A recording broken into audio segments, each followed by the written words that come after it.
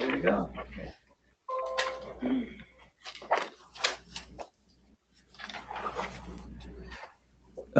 Greetings, everybody. My name is John Ruzek. I'm with the Alumni Association, and thank you to those in person and also online with us today for this alumni panel. This is Feeling at Home, Stories from Alumni Who Experienced the U of M as immigrant students. And I have two of my panelists here with us today, and also Sanja, who's in Chicago today for a work trip, but is still online and joining us live, and I believe her webcam is on. Welcome, Sanja. Hello, I'm here. All right. Well, I'm glad you're with us.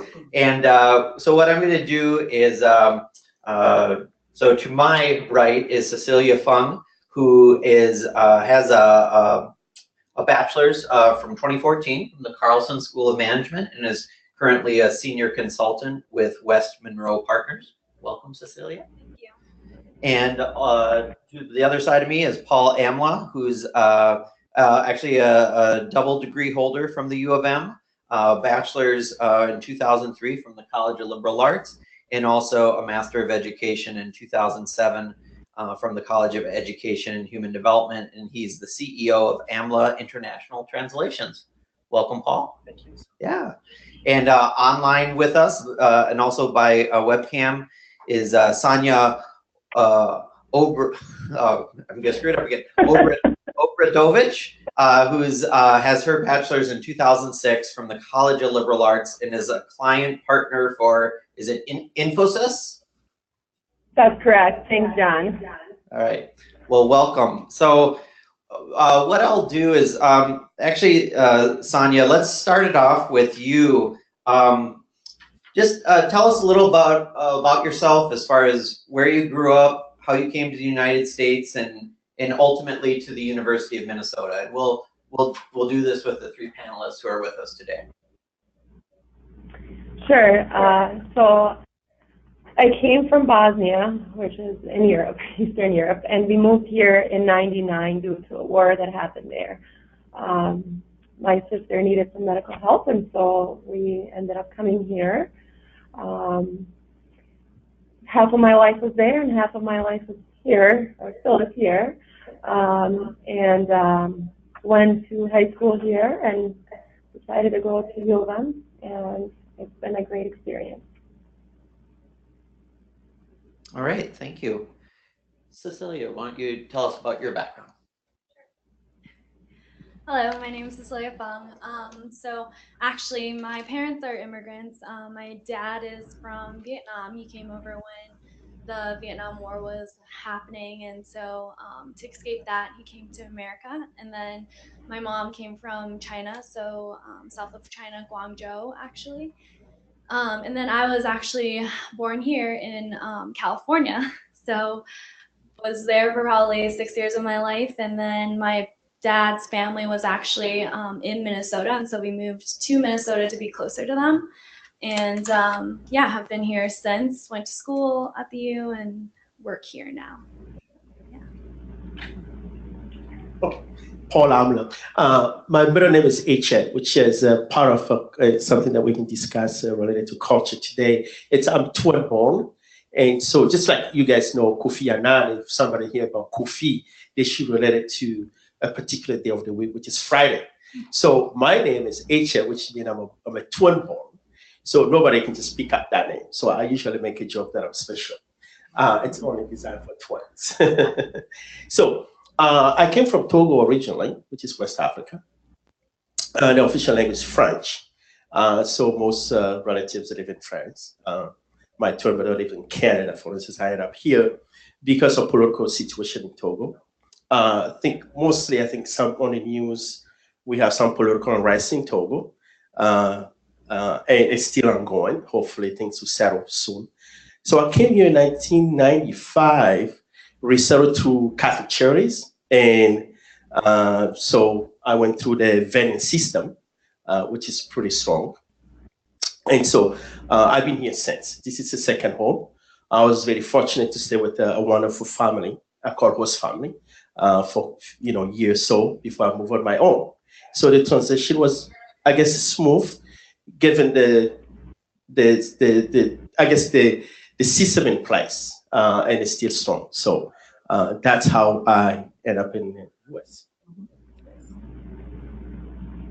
And I'll just kick it back to you as far as some of the next questions. But as you entered the University of Minnesota, for your undergrad program, talk about either lessons as far as adjusting to college life, what that transition was like, anything that surprised you, because I think we have a mix both online of both students and faculty staff here at the U that are interested in all of your experiences. But maybe talk about that a little bit, just as far as that adjustment period and transition entering the undergrad here. Right. Well, I transferred from MCTC, but prior to that, I have to go to take some English classes because I spoke no English when I came here. I think my host family always chose comme ci, comme ça. That's only French that they know back then, so I have to communicate with them.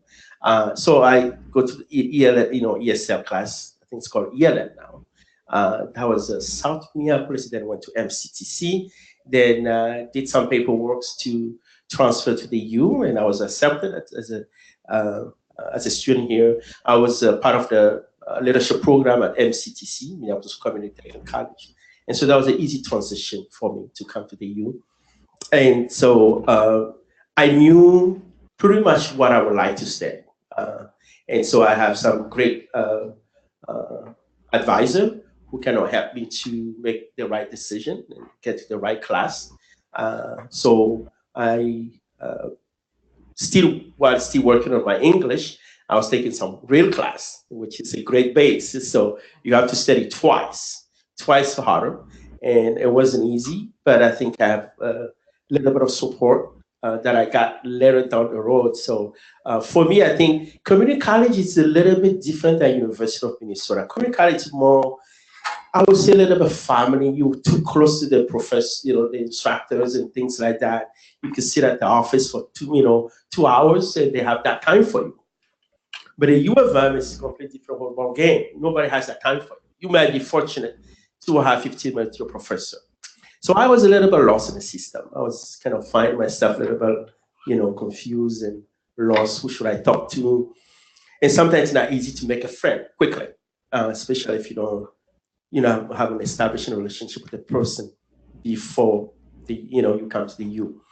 So those are the things that I've gone through, which is part of a person coming newly to a new place. But then I was fortunate to start asking or have some people who say, hey, you should join this program, there's some event, and we have a Christian group that meet every Friday, and there's a meal, there's discussion. And so through those processes, I started getting to know a little about what is here, who I should talk to when I'm confused or a little bit depressed. And I remember that my phone bill was about close to between $500 and $700 a month, because I usually come home or just talk to people, you know what I'm saying? So just kind of things that you go through sometime when you're from a different country. So briefly, the process was not easy, but I started getting to be smart and try to make friends. Thank you. Cecilia, talk about your transition into the undergrad program at Carlson, and either, I don't know if you were first generation in your family or just in general coming in to college, but anything that either surprised you or helped you during that kind of adjustment period coming into college? So similarly to Paul, I also did go to ESL class, surprisingly, being born here, and but at home the predominant language we spoke was Chinese, and my parents didn't really speak English to me, so it was really learning English in school. I think the biggest thing was freshman year of high school. So I went to Eden Prairie High School. I didn't know how to pick my classes. My mom and dad didn't know, they didn't guide me or anything. And so then I didn't know, we had block schedules, so you had to pick basically 16 classes for the entire year. and I think I only picked 13 and subsequently had like 3 study halls, which was really dumb of me, especially freshman year. So I was like, this is pointless. Like being a freshman and doing all these study halls was just, you know, really dumb. And so then that was really like a lesson I learned and, you know, a challenge I had to overcome. And so actually when I came to the U of M, I was like, I do not want to repeat that same mistake of just kind of, you know, like, I know our threshold here is 13 credits. I was always exceeding that. So I was probably 16, 17.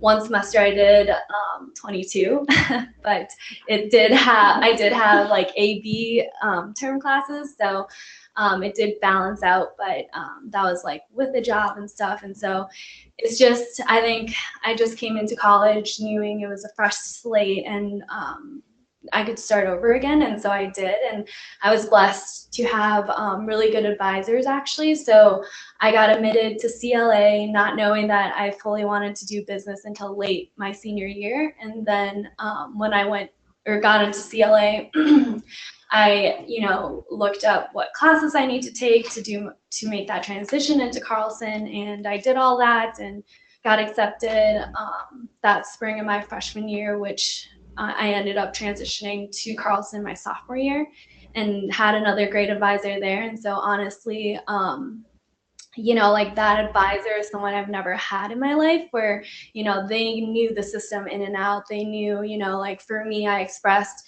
in high school, I did 300 hours, 300, or I think 400 plus hours at Fairview Southdale Hospital. It was just something I did on a weekly basis from freshman to senior year. And so it was something I was looking to continue in my college career. And so then they recommended me to the community engagement scholars program, which I successfully completed and was the only one in Carlson my year in 2014 who did it. And it's just things like that where like I wouldn't have done that if my advisor didn't tell me about it, or you know, like you can only research so much, and it was, I would say, like the advisors I had, I was very grateful for them. So great.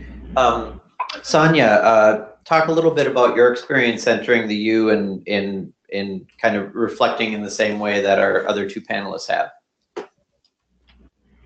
Absolutely. So starting out was definitely challenging because, you know, it's a large campus. You don't know where to go. You don't know where to get help from when you need it. So adjusting to that independent stage where you're just on your own, here are your assignments, get it done, freedom of going to class and not going to class was definitely a little bit different.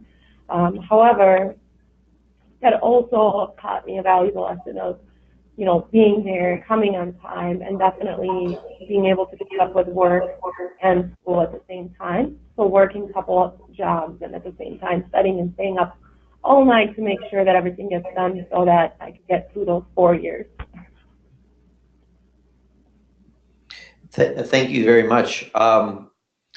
We've touched on it a little bit, but if I'll throw it back at you, Sanja, if you could talk a little bit about either resources, events, student groups, particular faculty staff positions that were helpful to you as a University of Minnesota student, and as a student, would you have done anything, you know, differently now that you're looking back as an alumna? What I found really helpful was being close to my professors and teacher assistants. So I've used a lot of help from teacher assistants, professors as well, staying close to the guidance counselor and understanding what classes should I be taking, selecting those classes. So that was very helpful. In addition, I've had a professor that have written recommendation letter for employment for me, and so that went far along than, you know, not being in touch with anyone. I also had some friends that were there that, you know, have helped me get through different jobs and navigate through that process. So definitely networking helps a lot. Absolutely. Cecilia, anything else from your experience at Carlson or across the broader U? Yep. So I think I was a little more unique. I think sometimes Carlson students or, anybody else in like CSE or CLA can be very to the college that they're in and, join, Carlson specific clubs and not really branch out. But I actually made the initiative to branch out because I wasn't in Carlson the first year. So I will say the first year, even though I wasn't a Carlson student, I did join, Business Associations of Multicultural Students. So that was more of, folks that kind of look like me and folks that were also determined and in business school. And so then I really connected with that group, and then just kind of broader connected with the Asian Student Union. That was just more of, campus wide, and met a lot of friends that had different backgrounds. And then also joined the university YMCA, where had a work study job there, and then also met a great mentor there that started a program for first year students that didn't have parents that went to college before, and so that was also a great support network. So I really just branched out and found people, and when it made sense, I stuck with it and kind of made a family in different pockets of the U.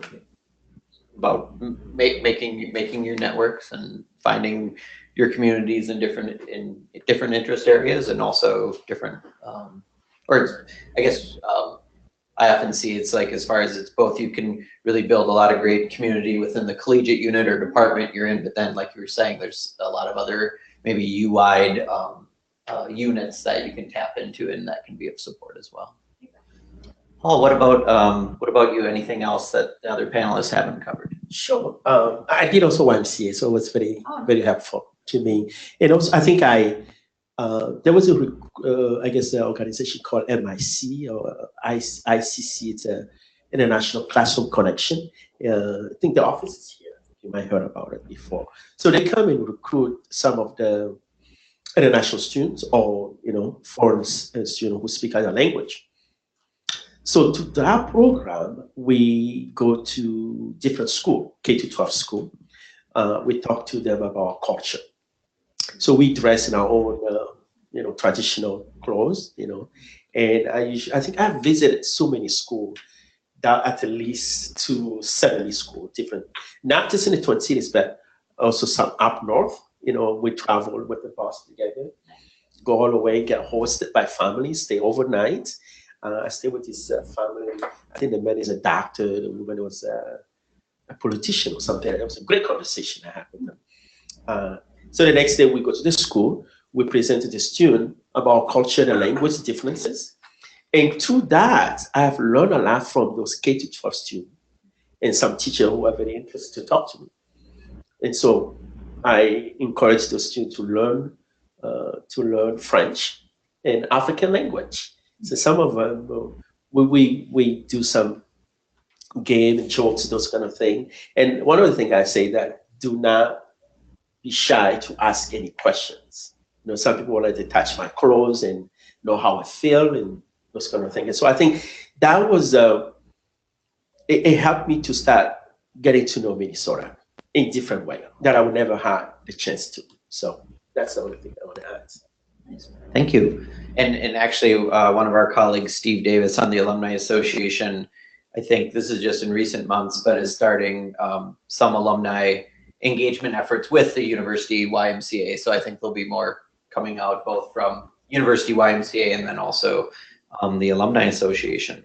I have one more question, and then definitely if there's folks who are here with us, if they have questions, or we have folks online, Marissa Smith is listening for your questions as well. So if you're online, feel free to start typing in questions now, and then after this question for the folks that are in the room, we'll open it up if you have questions for the panelists. But Sanja, what misconceptions do you think exist about, from your experience, do you think, as far as misconceptions, do you think exist about students from immigrant families, or what you'd want either other students or faculty, staff to be aware of from your experience?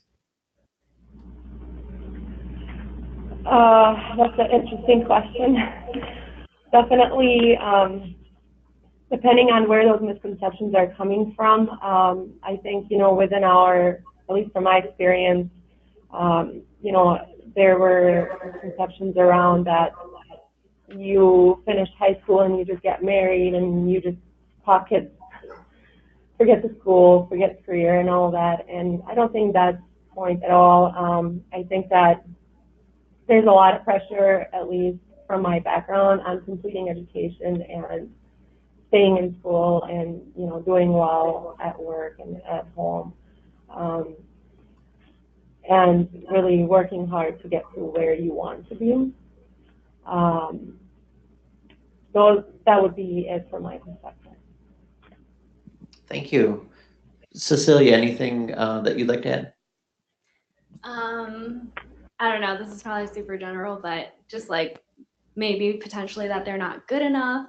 A quick story I want to share is, so part of Carlson, you have to study abroad, and I studied abroad and picked Beijing, which was interesting because I actually did 2 years of Mandarin here, didn't really know Mandarin as strongly, but can speak Cantonese fluently. And so when I went back to Beijing, we were working on some accounting project, and I was in a group with 2 Europeans and 2 local Chinese and me. And it was so interesting because the European guy was like, well, you're the one that knows English the best. And the assignment's supposed to be in English. And naturally, as the American in the group, even though I looked Asian, I was I was going to be the best at writing the report or whatever we had to do. So I thought that was a very interesting play because, in my mind, in being the US, when I look at that group, I don't know, just automatically assume that the 2 Europeans, because they look European, are, well versed in English, but it was actually me. So I think those misconceptions are just, I think everybody deserves a chance, whether or not they believe that they have the capability or not. I think it's definitely about supporting them and encouraging them because, if they weren't supported or encouraged, maybe they do think that they can't do it and they might not be able to do it. So yeah, I would just say don't doubt yourself, but yeah. Thank you so much. Paul, what about you? I think I will just talk a little bit about the fact that when you speak second language, sometimes people have a tendency to think that you are less intelligent because you can't speak a good English. And I think some people who are not, who are not very exposed to that, have a tendency to think that way. Often, some people have some degree before when they come to the US and have to start again from ground zero. So people don't think that far that be a second language speaker should just automatically put you in some disadvantage things. And also another thing I would say, they think that maybe some immigrants take a job away from other people. I think that's some misconception that people still have, not just in the general public, but also on campus sometimes. And I think those are the things that people should start thinking differently, that immigrants shouldn't contribute to the economy.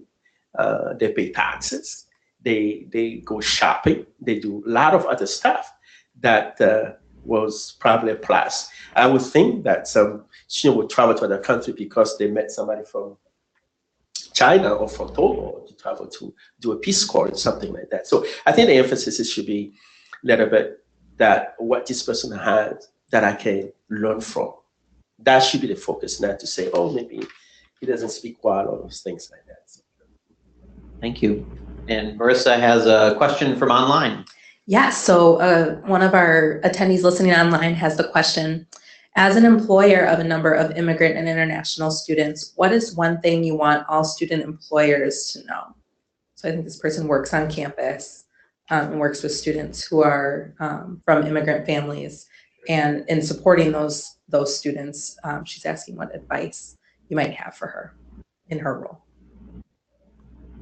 And Sanja, if feel free to jump in on any of these, but I guess I'll open this up to if one of our panelists have a strong opinion on this question, or Sanja, just to understand here by chance? Yeah, I can. Just to clarify on a question, what was the? It would be if I believe the question is from somebody on campus who employs a lot of student workers that come from immigrant family backgrounds, and I'm not phrasing the question right. Yep. And is looking for advice on how to best support them. Yep. So you all have talked about, you know, your transition and some of the ways you got involved, and maybe some of the special considerations that you had as a student here. And could you see how some of those translate to a manager supporting student employees? So I would say the best way to support is because, you know, like they come from a different culture, or, you know, they may not just be aware of work-life culture here in the US, that's the best thing. You can probably normalize them and help them get acquainted with, whether it's, you know,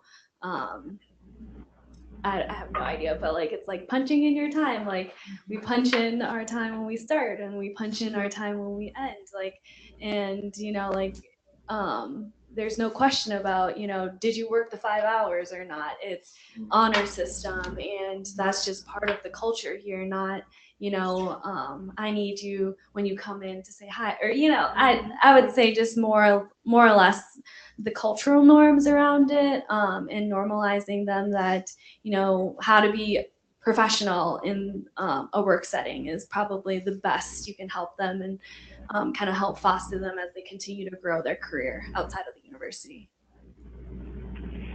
Yeah, you know, I would say that I think it would be good for I guess the workplace to be open to the student in a way to maybe convene. I'm sure they have a staff meeting, or maybe have a refreshment once in a while, and try to ask them questions. What is your culture like? So the person can share that with another coworker, because sometimes you may offend someone without knowing that you are doing something wrong, and the only way to know that is to give them the opportunity to share the culture, you know, the belief and all of those kind of things. And some people always reference to God or whatever in any sentence they use, but may not know necessarily somebody doesn't believe in God in the workplace. So me saying that all the time, but you know, it makes somebody uncomfortable, or refer to someone by different name, or things like that. So I think that's the only thing that you can have to do. Yeah. Sanja, another thing I would say, not just being culturally aware, but also maybe like their family settings. So if you have an employee that, you know, that serves as the right-hand person for the family, for example, in my case, I used to run to a lot of different conferences, go to a lot of doctor appointments with my parents to translate. So be aware of those situations with the flexibility and a timing perspective. You know, if I'm taking a day out, it doesn't mean I'm going to be around it because of other obligations. And so just being aware of that cultural setting, but also family setting as well. Thank you for that. And I actually I'm going to brag Paul up here for a second, but in your work, I know you work with a lot of different agencies as far as translation services. I just think I'm going to put you on the spot. How many languages does your agency field? Yeah, we cover about 100 different languages. And actually, because I was also teaching assistant here and happened to tap into one of the class because the professor left. And so I was able to talk to students more, sometimes outside of class, to get to know them, and those who have either a permit to work legally, or who are citizens, sometimes we don't know, they end up doing an internship with our company and get great for it, and also get a stipend or get paid. So some people go through my company, and some people are working for some politician in Washington, D.C., because one of the things that those people will look at is, are you exposed to the culture? Could I hire you to not make any mistake, offend somebody of my constituents? So those entrepreneurs that we recruit, I think I've make effort to give opportunity to students here first before I go outside, and then we train them. Most we have a client like this, immigrations or judicial system or K-12 school, parents and teachers conference and those kind of things. So they have a great advantage to go and shadow the courtroom, for instance, for a few weeks before they become fully certified. So I think we cover a lot of language, not just in the U.S. but overseas as well. Thank you. Before I turn, I know we have some questions online, but if there's anyone in the room who has a question for our panel, be happy, just shout it out and I can repeat it over the mic so the people online can hear it if the mics aren't good here. So, anybody? All right, we're gonna go online then, but keep in mind you can ask questions. All right, we have another question, and it's, how have you talked about your major or career decisions with your parents? Good one. Sanja, do you have a thoughts on that question? Selecting a major. Yep, and how you talked about that. I was undecided for a while. Definitely, I knew I wanted to end up somewhere in business, but wasn't really sure where or what section. So I ended up going with communications and Spanish. Spanish was a whole new language for me, and so I felt that was a good experience. I felt that definitely came a long way while looking for jobs. So when I would have my resume in decision makers' hands, they would say, "Oh, you speak Spanish," but they don't really look at have you gone to school and what have you studied. So I found that very helpful. Anytime you can have a language on your resume, especially when you come from a different background, is very helpful. And for me, it was just communication, just being that it's used in any business, any line of work. That was a decision. That was the ultimate decision. And for your decision on majors, did your family have opinions on that? Did you have to convince them of the types of majors that you were thinking of going into, or was it more of a supportive structure? Or? I would say it was a collective decision between myself and a mentor that I had for years that's been mentoring. If it was up to my parents, they would say, go to school and be a doctor. But that was really never my thing.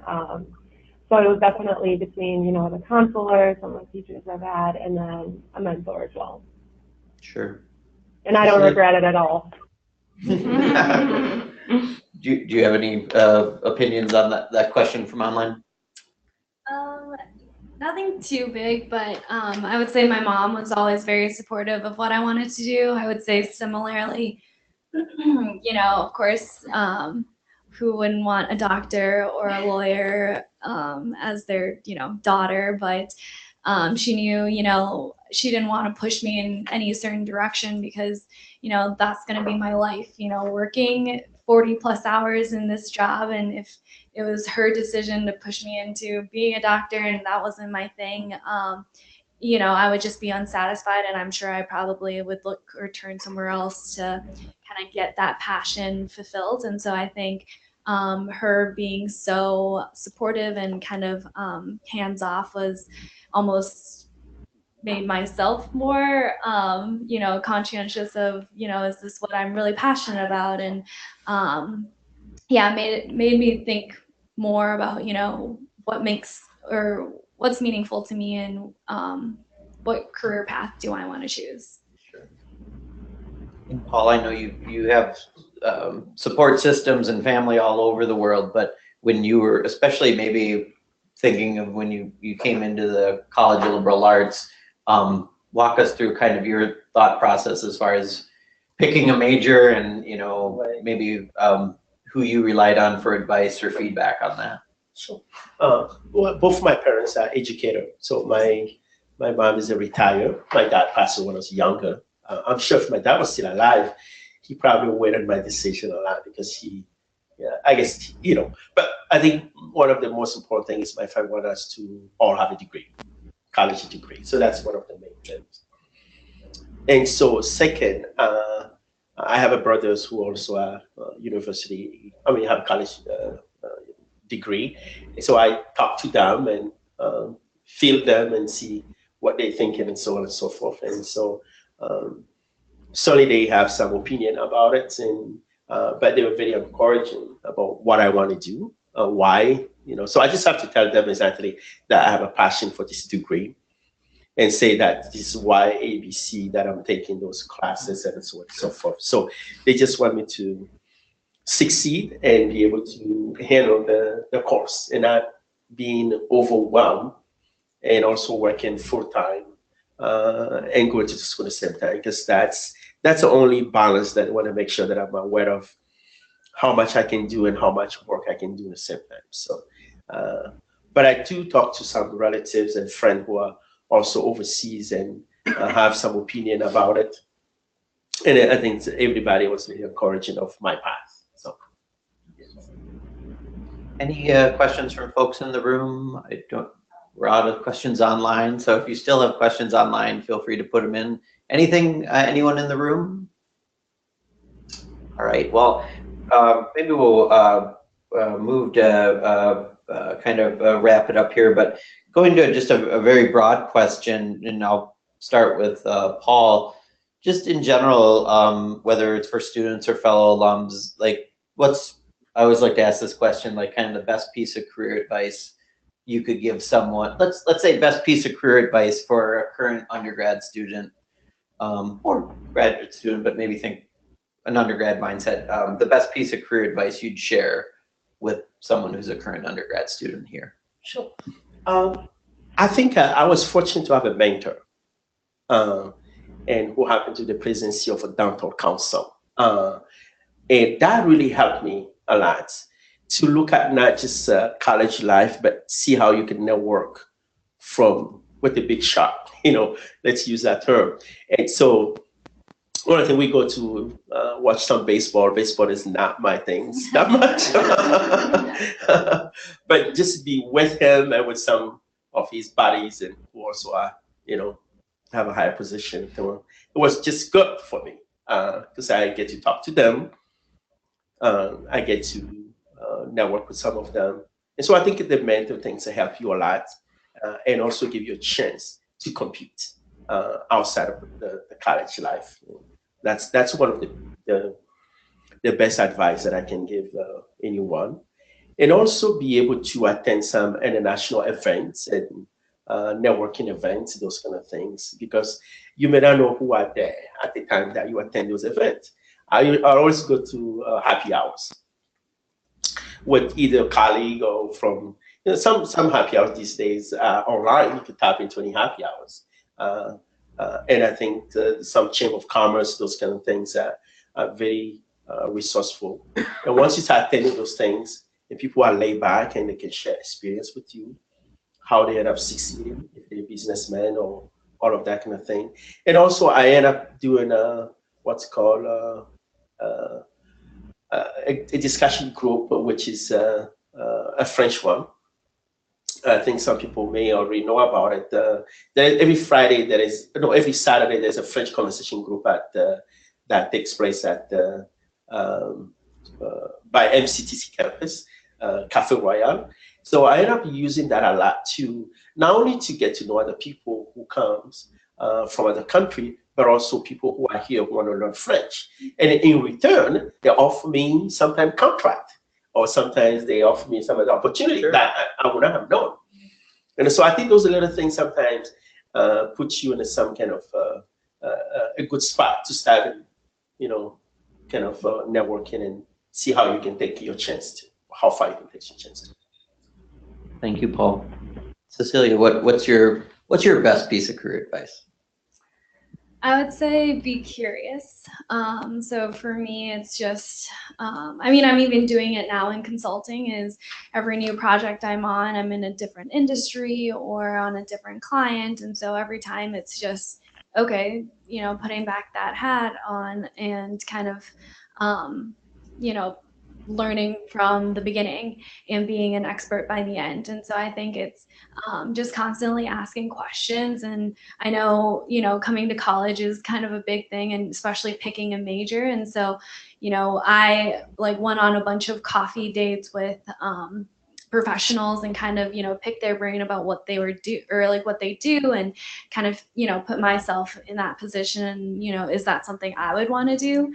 And fortunately was able to get multiple internships that, actually let me try, what a career in IT would look like, or a career in supply chain, or a career in healthcare. And so I think just being curious and putting yourself out there, and, you never know, you may be passionate about one thing. For instance, I was pretty passionate about healthcare actually in undergrad. Did a lot of internships with a lot of the healthcare companies in Minneapolis, and, was coming into consulting, was thinking that healthcare consulting is something I wanted to do. And now I'm 3.5 years in, and I'm thinking mergers and acquisitions is something I want to do. And so I think, just be open with yourself to explore those options. And, learning a lot in one area is great, but, that doesn't mean you need to close the door on anything else. And so I think,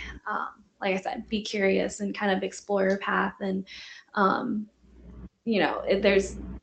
there's no right or wrong. And I think as long as you continue to grow and challenge yourself in those new roles, that's kind of all you can ask for from yourself. And as long as you're not, reverting back or just not doing as much as you were before, is probably a good place to keep going. And Sanja, last but not least, what's your best piece of career advice? Well, can you repeat that, John? Sorry, I couldn't hear that. What would be your best piece of career advice for a current student here at the University of Minnesota? Gotcha. Definitely to network. Networking has been a magic for me. I know right when I came out of school, I had a hard time deciding which way do I want to go, what do I want to do. And so reaching out to some of the people that are already established at various organizations that you may be interested in is definitely a good first step to understand what their roles are about, what their company values are about, so to see and assess whether that fits for you or not. And then, of course, maybe even get a mentor that's going to help you throughout your career and guide you in the right direction. Networking definitely has worked really well for me. At my current role right now, I deal with the C-suite. The executive presence is in a room all day, every day. And so having the right mentor that's going to guide you and help you, how do I interact with a certain person? How do we position ourselves? Those are definitely the skills that, you could learn through a mentorship versus, learning it at the college level. But definitely network, LinkedIn. Yep. And actually, or here, I'll let. I forgot one thing. I think it's just to don't be afraid to take a risk or chance. I think often we are afraid to take a chance on something, or afraid to try, or because you have to take a risk sometimes in life. And so don't be afraid to take a risk. And I think we have one more online question, but I have to give Sanja credit because of her networking, because we're gonna, since she can't be here today, we're having lunch next Wednesday, but I think we've just had a phone call together, right? Yeah. Yeah, and so through her networking, she reached out to me on LinkedIn. We got LinkedIn, which led to a phone call, and the idea for this panel discussion came from Sanja. So thank you for the original idea. And then I knew Paul from years ago at Education Human Development through that network, and then been delighted to be introduced to Cecilia, but found your name through a networking contact here at the University of Minnesota. So what I would just both give credit to Sanja for the original idea for today, but then also just, we all know the power of networking and kind of those serendipitous moments, or just being open to possibility where that can lead. So Marissa's got one more question online. Well, actually, your latest discussion sparked a lot of questions. I'm not sure we're gonna have time to get to them all, but maybe we can share them with you for follow-up. But one that came in a little while ago was, what is a difficult cultural difference you had to face when you came to the University of Minnesota? And this is coming from a future teacher, and they're asking how could they help students overcome that challenge? So maybe what is something in the culture here at the University of Minnesota that struck you as difficult or unusual, and how did you overcome it? Well, yes, so I guess culture-wise, I'm going to go toward culture shock, for instance, when student can call the professor by first name and joke and all of that. And sometimes I have a tendency to be rude. Sometimes when I ask a question in class, and so the approach sometimes kind of, I guess I was a little bit surprising to me. But down the road, I understand how things goes. Well, I think I had a class with I think the majority of African or African American are very less in all my classes. I don't know why. But I mean, this is back in 2000, and so I have to kind of understand that this is the that's part of my culture now, and trying to kind of start seeing how if we can study together, and then how we can then I start asking questions and things that I don't know about your culture and things like that. So sometimes I had a chance to have somebody who studied with me to clarify those things to me, and so that was a very useful tool for me to start getting to know the deep culture here. And great, university is such a wonderful place of cultural part. So there's people from all over the world here. And so you don't have to go too far to find somebody from another country. But the only challenge is how to engage that person and what are the questions you need to ask first for that person to warm up to you. That is one of the challenge. You can't just go to somebody and say, hey, where are you from? Sometimes people don't like that. I think you should start with something different. Like say, hey, how do you do on this subject and those kind of things, and slowly kind of gravitate to go to ask some personal question. That you will get the, somebody who's very open to you, but just asking about some direct question or how old are you, those kind of things, that is just not good. Cecilia, Sanja, anything else to add on that question?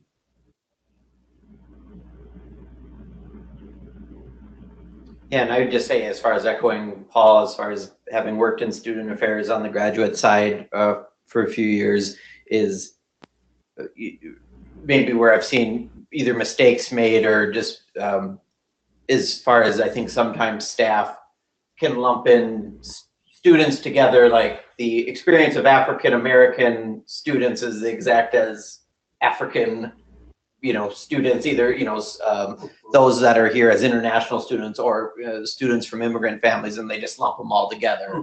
And we know that there's many different, distinctions there. And I've had possibly with, students with Chinese backgrounds and then Chinese international students. Sometimes people can just make broad sweeping assumptions about both groups. Anything else from online?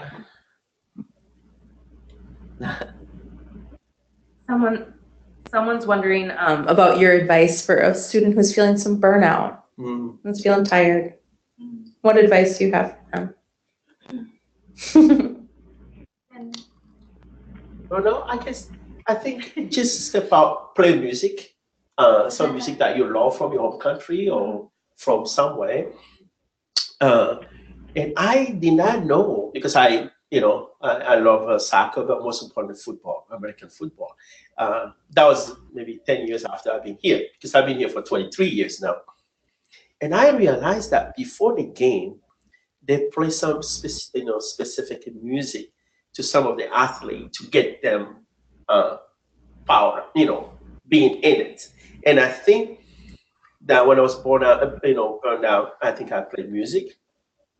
I go exercise. I go do happy hours if I could. Glass of wine, why not? And so anything that could take you out of that mood, in that stage of mind or whatever, will help a lot. And take a break from the books and the stuff. There's nothing wrong with that. So I think know when to take a break. And also, lastly, I got this video on WhatsApp yesterday, and this guy got in a train, and everybody was so tight, like when people don't even do eye contact, nothing. And then he opened his, I think it's a small iPad, and I think he pretended like he's reading something. I don't know if it's reading something now. And he started laughing slowly.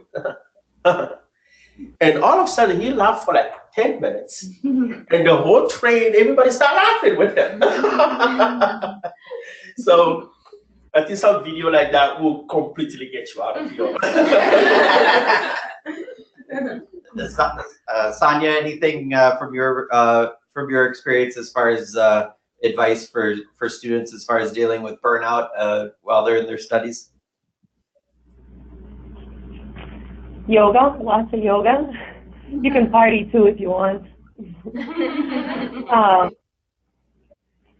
But definitely, it's important to balance the time between being overwhelmed, and you don't want to be in where you're just overwhelmed and you can't really have any fun or feel relaxed. So it's definitely important to balance it out. For me, it was always nice walks and maybe running, doing yoga, or going out with friends to eat or whatnot. I found that relaxing, so hopefully others do too. And Cecilia, just during your time in school, like what did you do to relax or kind of take your mind off the grind when you were in the midst of studies or finals? Yeah, and I think it also applies to my career as well, being a consultant. I think honestly, it's kind of prioritizing and figuring out why are you burnt out. Like as a student, I can distinctly remember it's because I probably said yes to too many things. So, and even at work, so it's just getting that down on a list and figuring out, especially as a working professional and even as a student, I think, if there's certain things that you're not able to accomplish by a specific deadline, be open about that and share that with your professors or ask for help, because people just don't know what you're struggling with. And a lot of the burnout, I would say, is probably because you're overcommitting yourself. So just kind of realize where are you spending the most time, and why are you, I would say you're also probably burning out because you might not like what you're doing. So just kind of making that realization that, maybe, accounting isn't the major I should be pursuing because, it's taking me a long time to do the homework or something. So I think, just kind of taking a minute to yourself to break it down and be real with yourself that, yes, yoga and, watching TV and all this stuff is good to take your mind off of it. But I think, for sustainability purposes, you probably need to evaluate your workload and figure out what is doable for you, because everybody's workload looks different. And it's probably more of a intuitive or introspect exercise, I think. Well, I'd like to thank Cecilia, Paul, Sanja from logging in online in Chicago and making time to join us today and share their insights. So thank you so much. Let's give them a little round of applause. And that's all. Thank you everyone for joining us online, and hopefully we'll be doing some more of these again. Thank you. Thank you.